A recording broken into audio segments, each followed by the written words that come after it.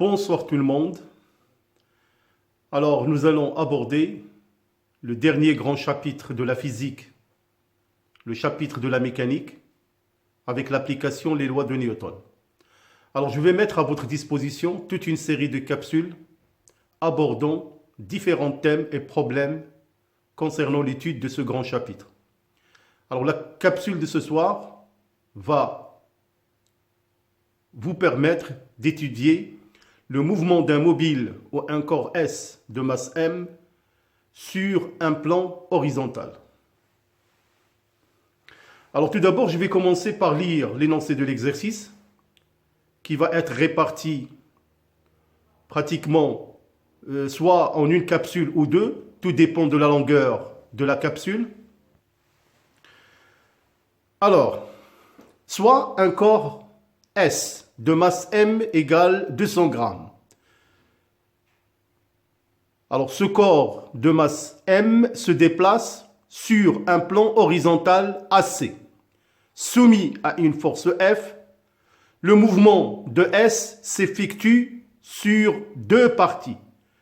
Donc, il faut voir la figure 2 en bas. Alors, vous trouverez déjà le plan horizontal avec un schéma. Le corps part de A, passe par B, puis par C. Donc, il y a deux parties, la partie AB et la partie BC.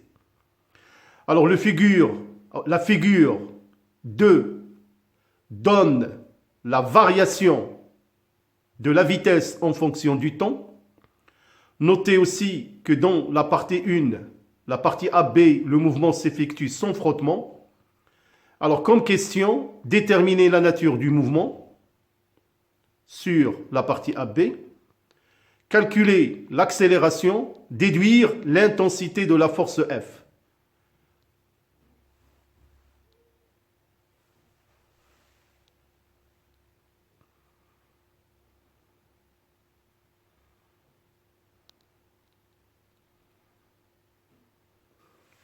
Alors, j'espère que vous avez déjà essayé. Donc, nous allons passer à la correction. Alors, comme vous pouvez le remarquer, alors, la nature du mouvement. Alors, tout d'abord, bien sûr, il suffit de voir, puisque la partie 1 correspond au trajet AB. Alors, donc, cette partie 1, qu'est-ce qu'on remarque?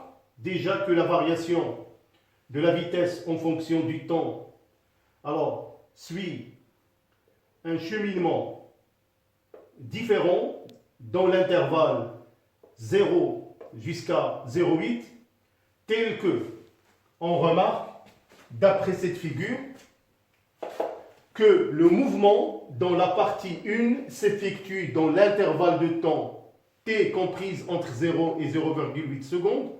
On remarque que la variation de la vitesse VDT est une fonction affine croissante.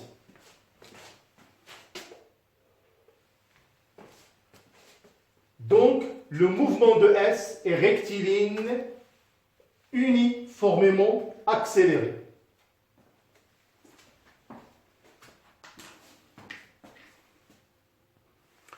Alors, pour la question Q2, on va calculer tout d'abord l'accélération et après, on va déduire l'intensité de F. Bien sûr, on va exploiter toujours la figure 2, surtout dans la partie 1 concernant la variation de la vitesse. Comme on a dit, c'est une fonction affine.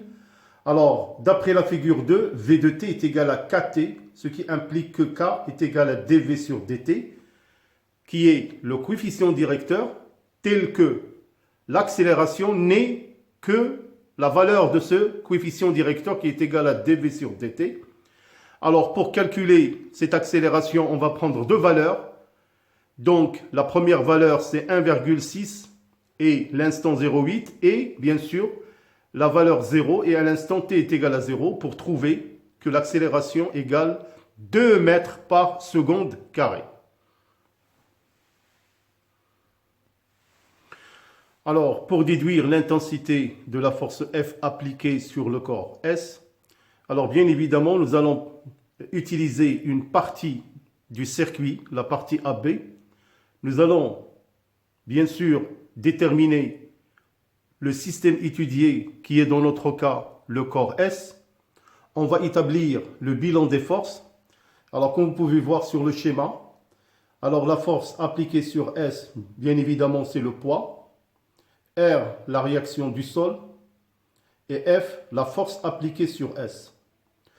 Bien, on va choisir dans un référentiel galilien, qui est le référentiel terrestre, on applique la deuxième loi de Newton, qui stipule que la somme des forces extérieures est égale à la masse multipliée par l'accélération. Alors les trois forces qu'on a, c'est P plus R plus F égale MAG. Alors on va faire une projection sur l'axe X' que j'ai mentionné.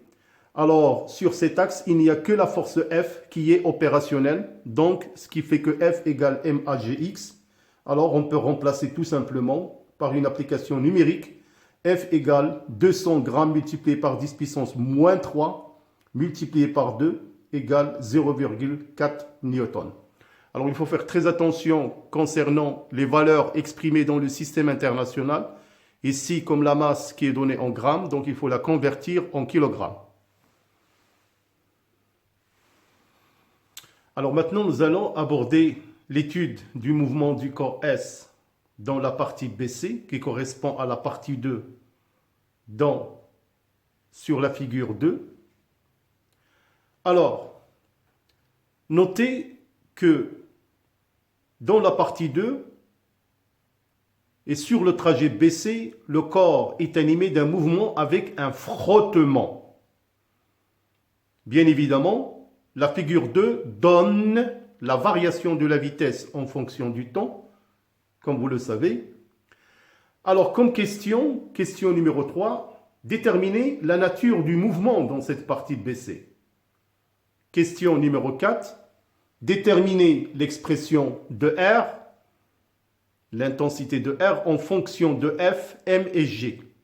R étant la réaction du sol sur le corps S. Question numéro 5, calculer l'intensité de R. On donne G égale 10 newtons par kilogramme. Question numéro 6, déterminer l'angle de frottement. Dernière question, déterminer la valeur de la distance D parcourue entre T est égal à 0 et T est égal à 1,4 secondes. Alors, pour que la vidéo ne soit pas trop longue, donc les réponses, vous les trouverez dans la capsule d'après. À bientôt.